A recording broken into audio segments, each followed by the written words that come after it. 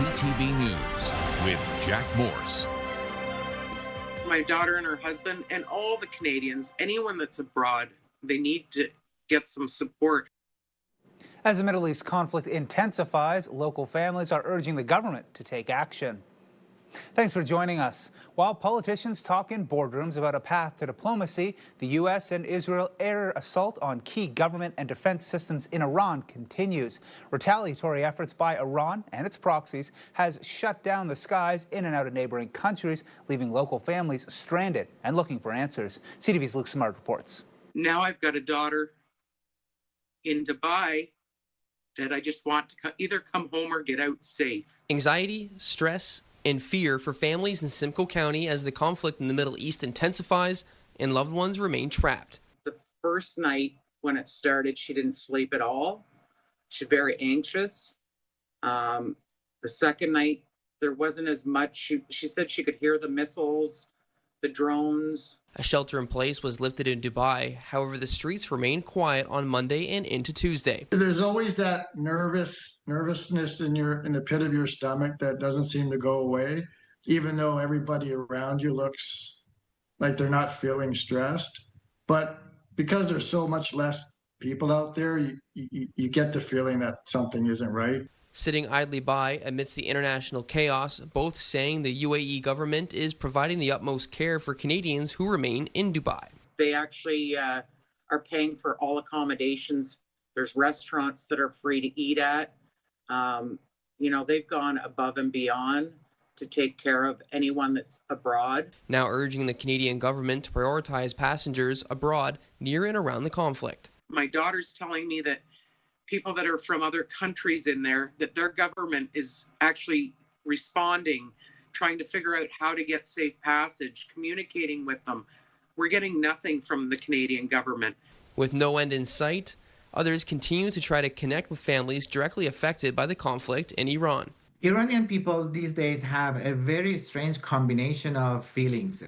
It's a mixed feeling of, as I said, happiness, excitement, and concern. Saying, but it is becoming harder to make contact in the country. Some of them no contact, some of them with very low frequency. Every week, one phone call can have 30 seconds, something like that. So they are concerned. According to Global Affairs Canada, there are nearly 100,000 Canadians currently in the Middle East and more than 24,000 in the UAE. Global Affairs Canada is urging Canadians traveling to the Middle East to register with the agency and to avoid travel to several countries amid the conflict.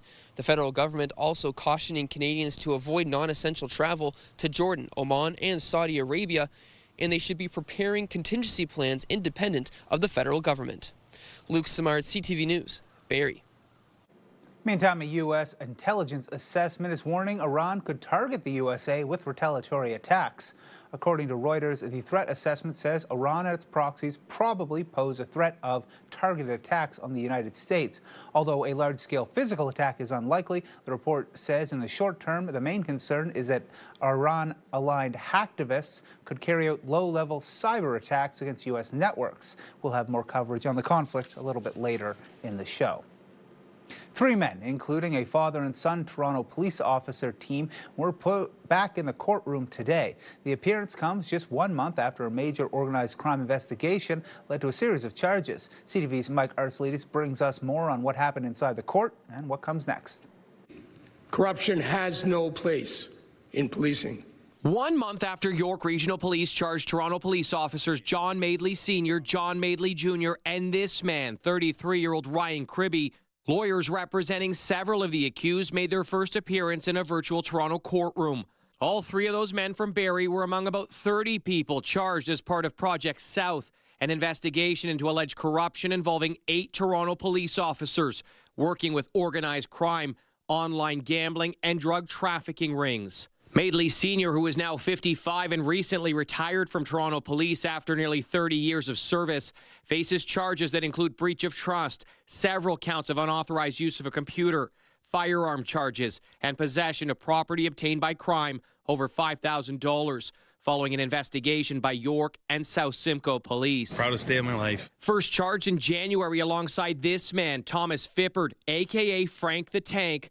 Madeley is accused of using threats and violence to collect debts from clients of what York police called an illegal online gambling ring. I'm ready to go. I'm excited. Madeley Jr., who is 29 and became a Toronto police officer 4 years ago, is accused of breach of trust and unauthorized use of a computer.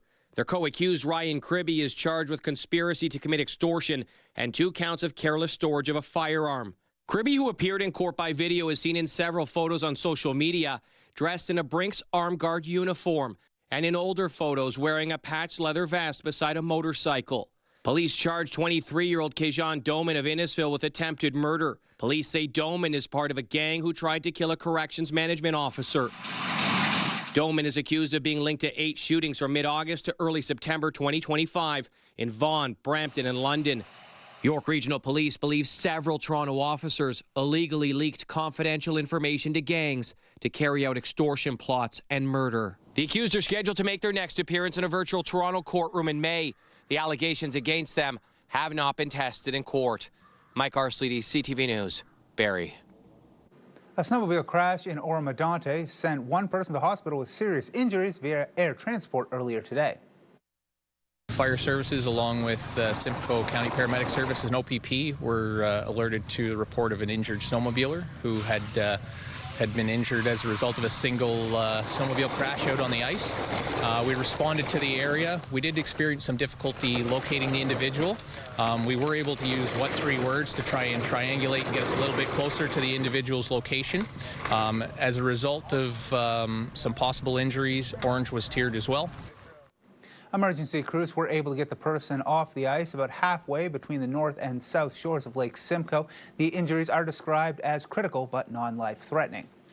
32 firefighters, with help from a tanker out of Ramara, fought a fire at a rural 2-story home on Concession 9 and Side Road 15. It happened late Monday night and is believed to have started near a wood-burning appliance.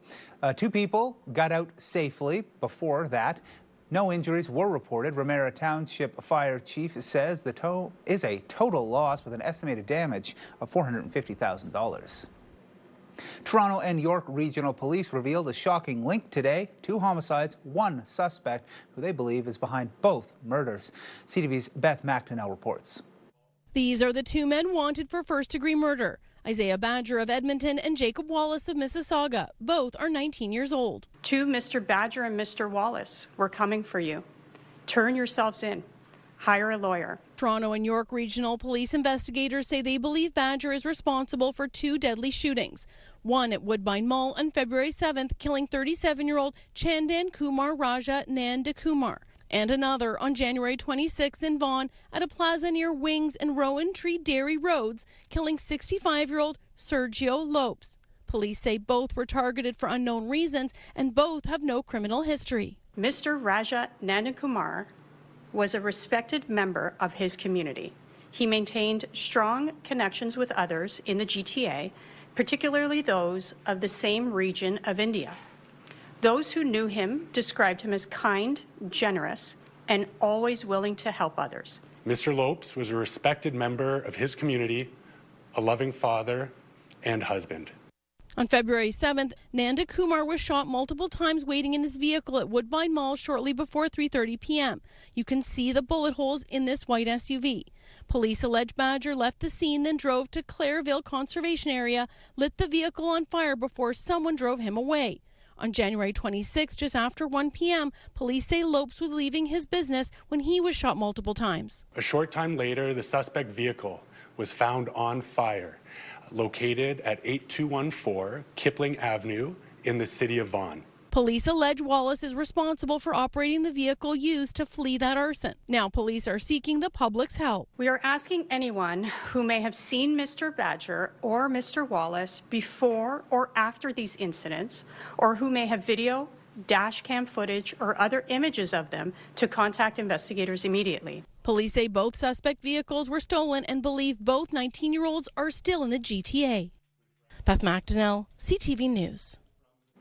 If it feels like Barrie's been trapped in a snow globe, well, it has.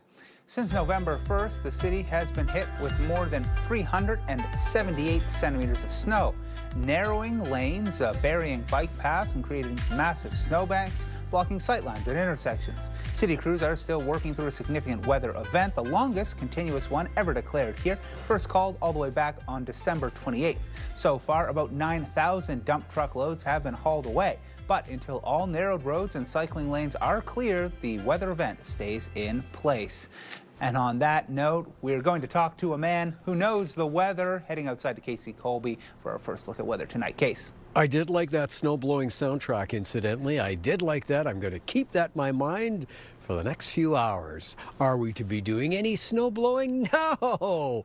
Hopefully not, anyway. The city of Barrie may, just clearing the streets and chopping up the ice. However, we're warming up, Jack. Let's take a look at the forecast. First look at the weather brought to you by our friends at Presler Injury Law. Call 1-800-JUSTICE. 1 degree above the freezing mark. The winds are light out of the east, about 4 kilometers an hour. They're not going anywhere this evening.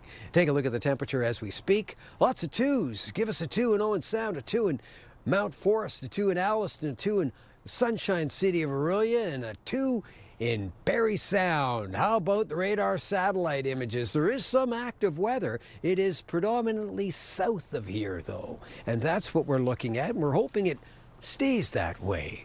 And coming up just a few minutes' time, well, we're warming up, Jack. I'll let you know how warm we get, and if I'm not mistaken, I think I see double digits. All that in a few minutes' time. Back inside, Jack. I'm looking forward to it, KC. Now, a crash-prone intersection is getting a long-awaited fix. The town of Innisfil says a temporary traffic signal is being installed at Big Bay Point Road and 20th Side Road ahead of a major reconstruction project.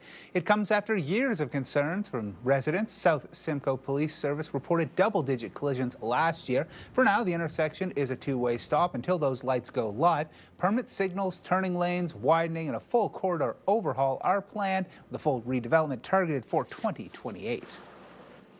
The town of Bracebridge is moving forward with housing construction at the site of the former Memorial Arena, a build that's expected to include 100 new units. To break it down now, we go to CTV's Mike Lang, who joins us live with the details. Mike.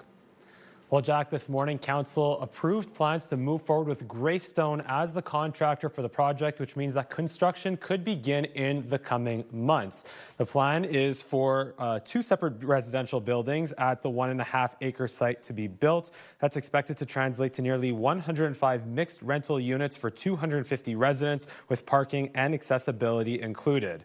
One building will be owned by the district and the other will be owned by Habitat for Humanity. And the town says that partnership will help ensure that at least 25% of the units are affordable and that the rest are kept below the average market rental rate. The affordability aspect will be baked into this development in perpetuity. So with the District of Muskoka and Habitat for Humanity, we're taking away any kind of potential of private ownership beyond Habitat as a not-for-profit, and making sure that not just for today, but for generations going forward, we will have this affordable housing stock right in our community here. And according to the district, there are more than 600 people in need of more affordable housing. In terms of the project, the town says that there's still some details that need to be ironed out in terms of zoning and land transfers. But if all goes according to plan, shovels could hit the ground as early as this fall and people could start moving in by early 2028. Reporting live, I'm Mike Lang. Jack, I'll send it back to you. Okay, thank you, Mike. Collingwood Council is holding firm on their decision to quash on-street patios. The owners of downtown business Espresso Post, Mark and Christine Kraus, brought a petition to Council last night, more than 100 signatures calling for the town to reverse course. Council ended on-street patios on Hurontario Street at a meeting last month in order to open up 14 parking spots. In a split 5-3 vote, Council refused to reopen the matter. March is Fraud Prevention Month, and police, along with the Canadian Anti-Fraud Centre, are spreading the word to help you stay alert and protect yourself from scams. CTV's Eric Tashner tells us crimes are evolving using new technology and AI. Canadian Anti-Fraud Center, how may I help you? While fraud can begin with a single phone call, email, or online message, investigations show that many scams are part of larger criminal networks that rely on digital platforms, anonymity, and speed to reach victims. It's one of the only types of crime that comes right into our residence from all over the world. Right? So there's no broken windows or there's no visible crime scene. Last year, fraud losses in Canada exceeded $700 million. The crime also remains underreported, with only about 5 to 10% of incidents called into police. When they prey on urgency, oftentimes victims think that a family member's name was used when in fact it really wasn't. A new poll suggests a majority of Canadians are finding it harder to know if an ad is real or if it's a scam, and that AI is making it harder to differentiate between the two. We're seeing it being used with deepfakes on social media or, advertisements online where it might be a trusted political figure or maybe a news anchor promoting a cryptocurrency platform. The Anti-Fraud Center and police encourage people to be wary of unexpected or urgent requests for money, take time to verify before sending funds or sharing details, and discuss fraud with vulnerable family members or seniors. The people that are vulnerable within our community that fall prey to a lot of these things, and I think those are the people that aren't necessarily getting the message. Anyone who believes they have been targeted by fraud is encouraged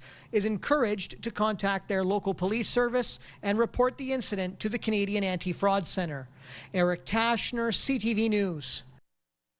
Are you getting enough sleep? According to a new survey, most Canadians aren't, and the effects are troubling. For more on this, here's CTV's Brianne Foylan. I get lucky if I have 6 hours straight. The latest sleep statistics are alarming. A new Leger study found 41% of Canadians are not getting enough sleep, and that number jumps to 52% in Atlantic Canada. I think that there's a significant number of those Canadians who can't get enough sleep just because of life circumstances. People with little kids, people looking after older parents, shift workers, and so on and so forth. My problem is that there's probably a big chunk of them that could be getting enough sleep and are not making the choice that they need to make. Dr. Greenberg calls it sleep debt, the gap between how much sleep your body needs compared to how much you actually get.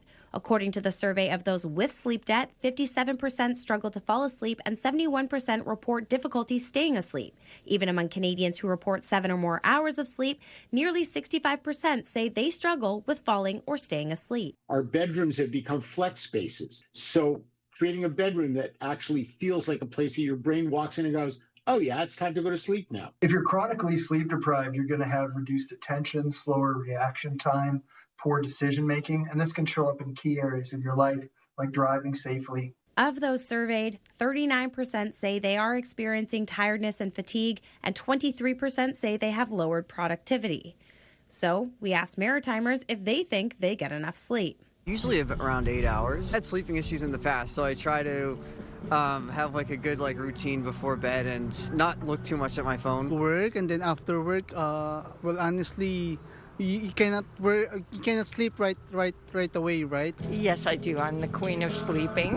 Regular habits and schedules. A tip psychologist, Dr. Simon Sherry, echoes. Regulating our routine, picking a consistent bedtime and a consistent waking time, and sticking to that, recognizing how important sleep is. An important wake-up call for many Canadians who struggle to get a good night's rest. Brianne Foley, CTV News, Halifax.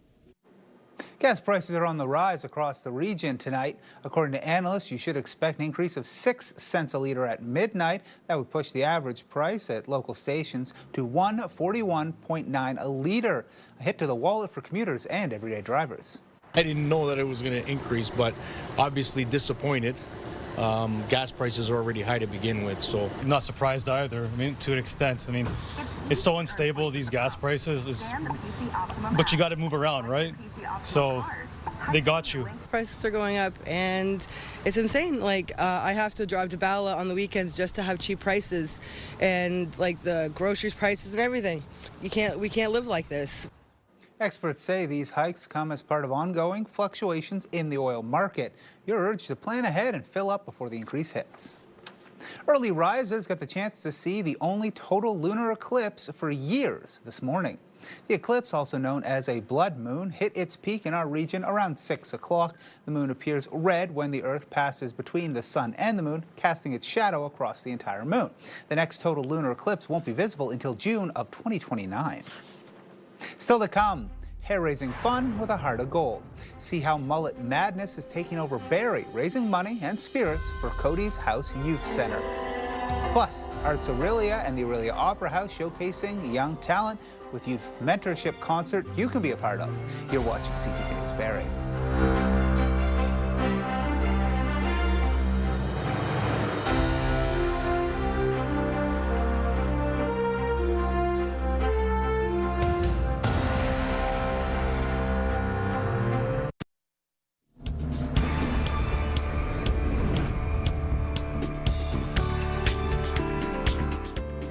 Thanks for sticking with us. Well, it's business in the front and a big heart in the back. Mullet madness takes over Barrie in support of Cody's House Youth Centre. If we're going to do mullets, let's do them. All right. Cody's House is a youth centre that I started back several years ago, named after our son Cody. He took his life in 2013. He was 17 years old, and he was always the kid that made sure everybody else was okay. Connect Hair Studio on Burton Avenue is calling on mullet warriors to sign up, sniff off their locks, and collect pledges for a cause. Or just come in and make a donation for a trim. Salons and stylists can sponsor a cut, businesses can host donation boxes, and prizes are up for grabs all campaign long. I got a super whole mullet.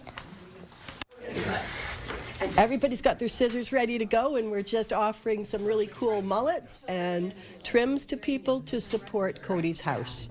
We love Carrie, we believe in Carrie and her mission to raise awareness to suicide in young teens. Every dollar raised helps expand youth programs and create new opportunities for young people living across Simcoe County. Rock music is alive and well in the Sunshine City, and the next wave of potential rock stars from our region will be showcased in the Arts Aurelia Forever Young Mentorship Concert.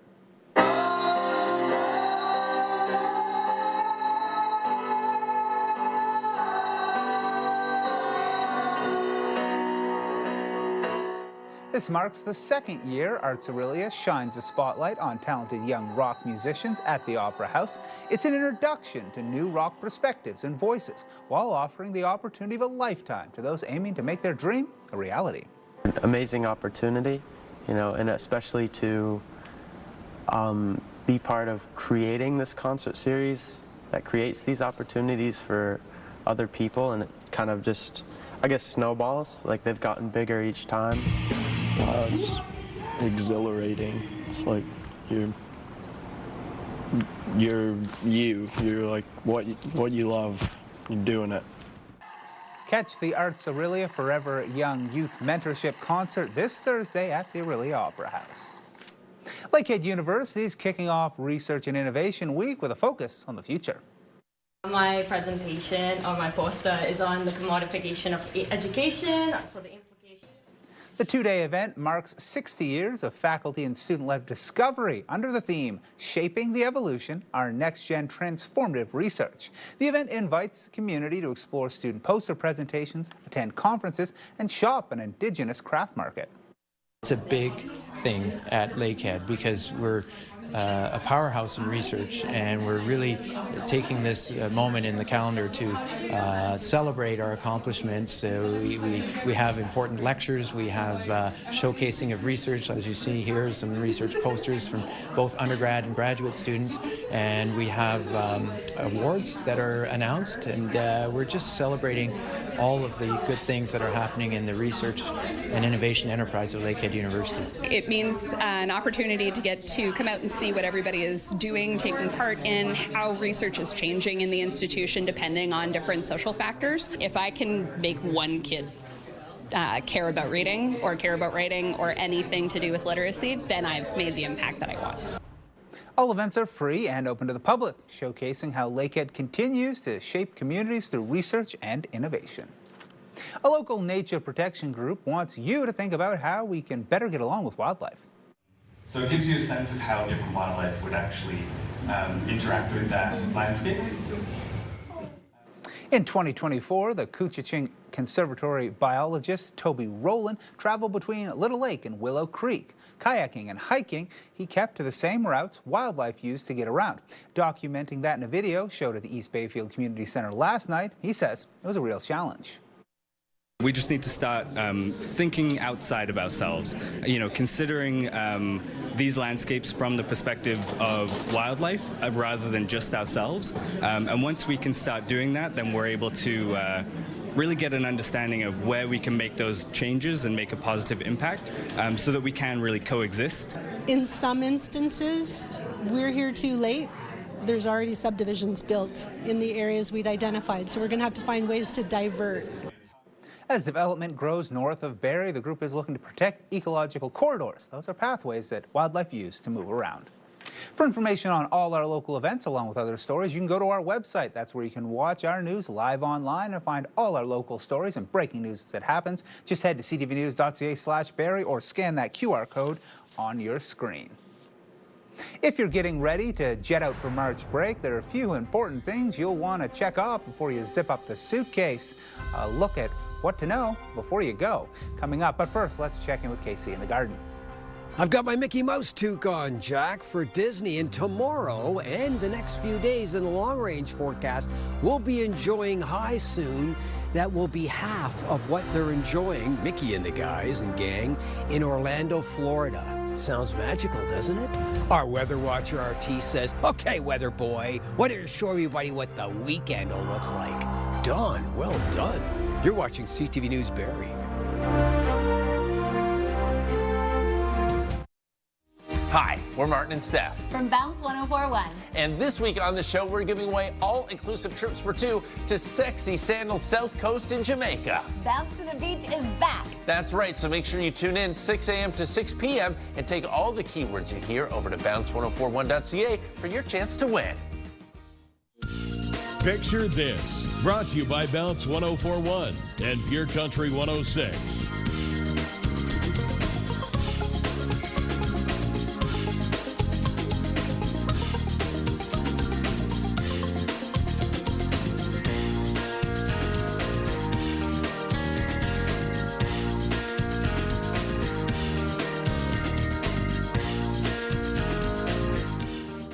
Thank you to everyone who took the time to send in those photos. This week, we want to see your pet shenanigans. Show off your pet doing something silly or just being adorable. You can send those photos in to picture this at ctv.ca for a chance to be featured. Now, Casey Colby is outside right now. Yes, I am. He's got his hat on. He's a little mouse. I'm feeling a little horse rather than a little mouse. The horse is more of a mouse thing right now. I'm having a hard time talking, but that's because we've had a very long winter and it's tough to stay healthy. It really is. But, Jack, you're going to be happy to find out it's warming up. I'm glad to hear it, Casey. Tell me about it. Okay, let's go. As far as the forecast goes, yeah, we're all waiting for this one. Double digits, I said, in the tees. Yes, indeed. Double digits in the long-range forecast. Let's go, Mickey. Here we go. Talking about the temperature as we speak. 1 degree in Toronto, 2 degrees in Alliston, 1 in Collingwood, 1 in Sound. Looks like 0 and Newmarket also in Gravenhurst. This is a look at the almanac for today. 1 minus 16, that's the high, that's the low.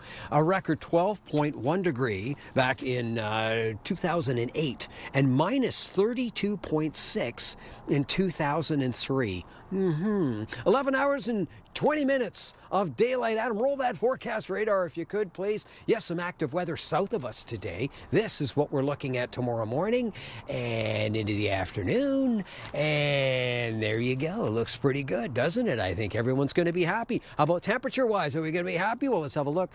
This is the southern tip of Georgian Bay, Lake Simcoe. Overnight, some low-lying fog, ladies and gentlemen, drifting in, increasing cloud cover. Some low-lying fog, minus 6, minus 7, minus 8. And then for tomorrow, 5 degrees above the freezing mark.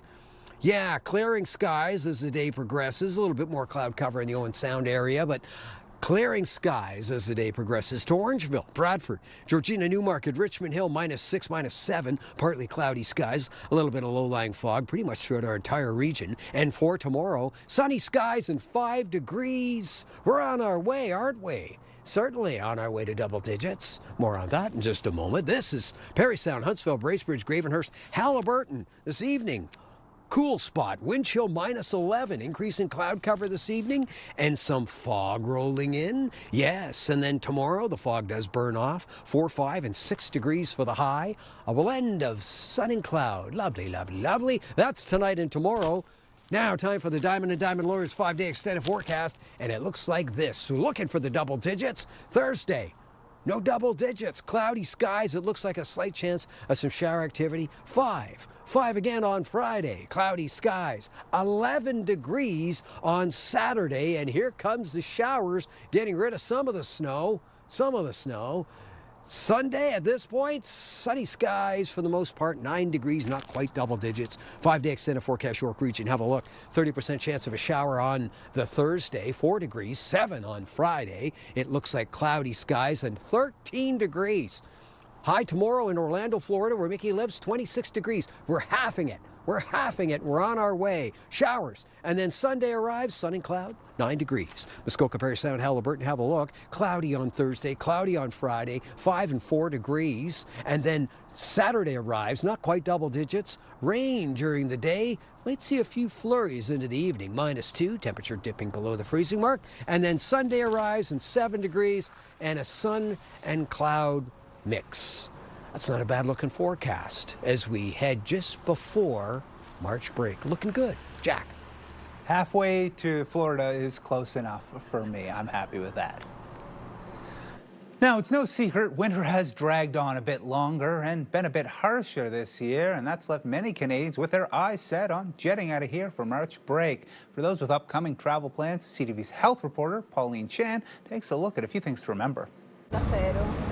With Cuba, Mexico, and Florida off many Canadians' lists for March break travel, Dr. Christine Palme says she's hearing more about patients planning for Southeast Asia, the Mediterranean, and Central America. I think that there is a shift in location choice just based on what's happening globally. And that may mean different vaccinations are needed. Some locations such as Africa, Southeast Asia, they do require pre-planning in order to get the vaccines. There's also some financial costs that may be associated with this that may need some financial planning in advance. For example, anti-malaria medications must be taken before, during, and after your trip, depending on where you're traveling, and new vaccinations are always being developed. We now have vaccines against chikungunya, which is an illness that can be quite devastating.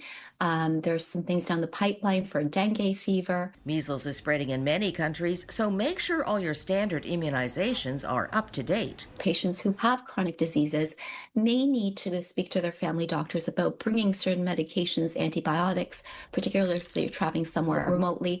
So, really there's not a one size that fits all. Anti-nausea medication, diarrhea treatment, and pain meds are recommended for your first aid kits. Don't forget sun protection and bug repellent, especially in areas where mosquito-borne illnesses like Zika, chikungunya, and malaria are common. And while March break is less than 2 weeks away, there is still time for vaccinations. Generally speaking, nothing is too late. Dr. Palme says visiting a travel clinic, especially for overseas destinations, is a good idea. Pauline Chan, CTV News. Still to come, saying goodbye to falling back. Taking a look at how British Columbia plans to ditch time changes and what that could mean. Plus, we'll recap tonight's top stories. You're watching CTV News Barrie.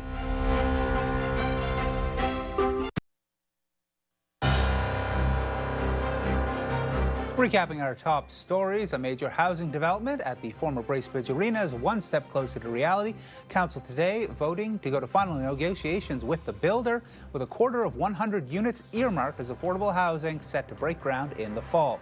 3 men from Barrie, including a former and current Toronto police officer, appeared in court today. John Madeley, Sr. and Jr. were picked up during a massive corruption investigation, charged for their involvement with organized crime in the GTA. That's alleged. Fear for local families with loved ones trapped overseas. Tracy Goltz-Boyd's daughter is stuck in Dubai, so is Brian Jorgensen. He says the Dubai government is paying for places to stay and food for the visitors who can't leave. Locals say our government should step in to get Canadians out.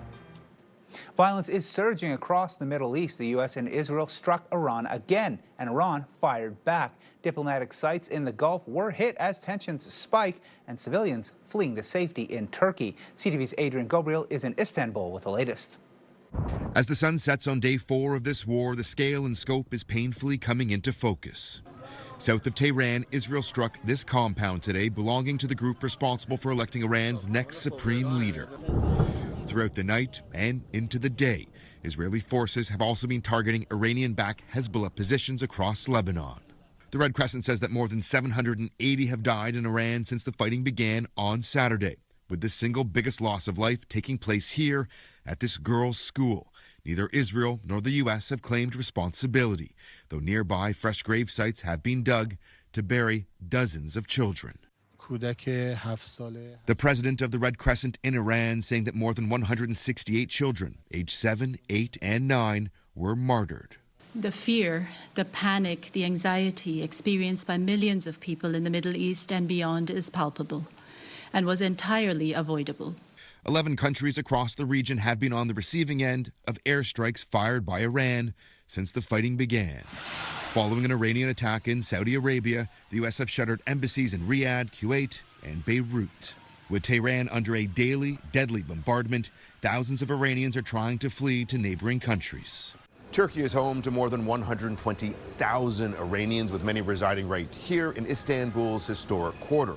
Foreign nationals we spoke with at cafes in this neighborhood declined to speak on camera, still fearful of the reach of the Islamic Revolutionary Guard and anti-Iranian sentiment here in this country.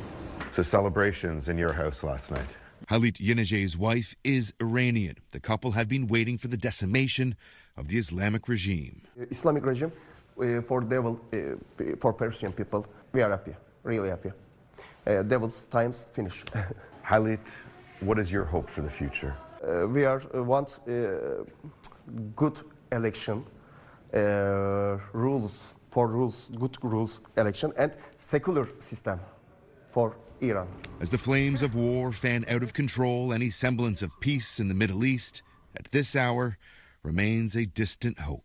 Tonight, U.S. Central Command said they've hit 1,700 targets since their joint operation with Israel began. With Iran hitting back, this entire region has been thrown into a state of chaos. Adrian Gabriel, CTV News, Istanbul. As the conflict in Iran intensifies, stocks plunge and crude spikes, with the Dow jumping off nearly 1,200 points. Let's go ahead and take a look at how Canada's main stock index is faring.